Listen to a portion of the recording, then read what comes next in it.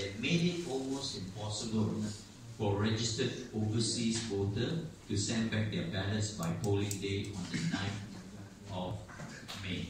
You know, less than 8,000 registered overseas voters, but even then, not many actually managed to get their ballots sent back. Many had to go to extraordinary lengths, you know, like an amazing race to get ballots sent back to Malaysia. You know, inspiring story, good for a movie, but that's not the way it should be. No? Election Commission is supposed to facilitate and make it as convenient as possible for as many Malaysians as possible to cast their vote, not to be heroes and buy their own ticket and fly back and cast their ballots. Not that way. Right? So this is something that we and new one stepped in. Okay, but certainly the last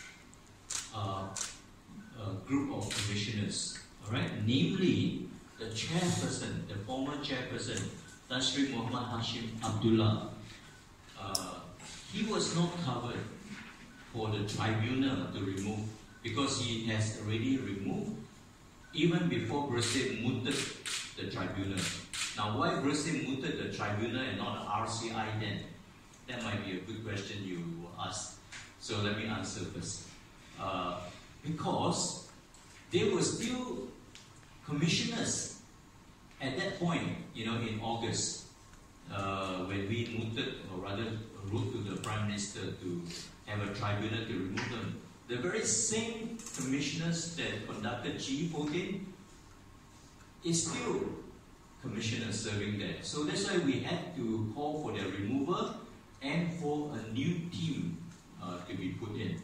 And that was why it started with a tribunal and not an RCI. Okay?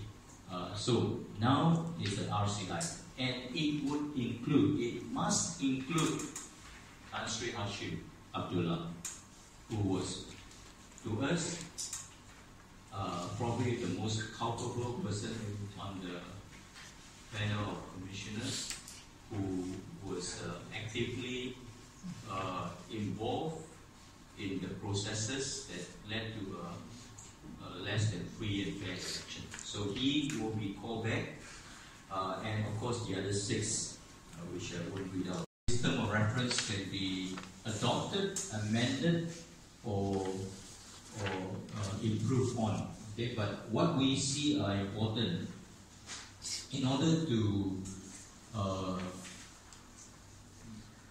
get justice, and then for the Malaysian public. You know, we want to know exactly what happened. The term of reference that I'm referring to right now, at the bottom of the first page, is first of all to inquire into any misconduct, abuses of power or shortcomings by the former election commission's member and others in the conduct of the election process of the 14th general election. Alright, so to look into any misconduct, abuses of power, or any weaknesses in the system. Secondly is any acts of manipulation of the electoral roll by the election commission and or failure to maintain integrity of the electoral roll through the negligence of duty to prevent fraud prior to 14th general election. Now later on, I'll be highlighting some of these issues. So these are just broad term of reference. Later on, we have identified at least 13 issues that need to look into, including electoral roll issues. And thirdly, to inquire into any violations of Malaysian laws and or manipulation of the electoral boundaries during the delimitation exercises conducted by the Election Commission during the 6th delimitation exercise for Sarawak, Sabah, and Peninsula.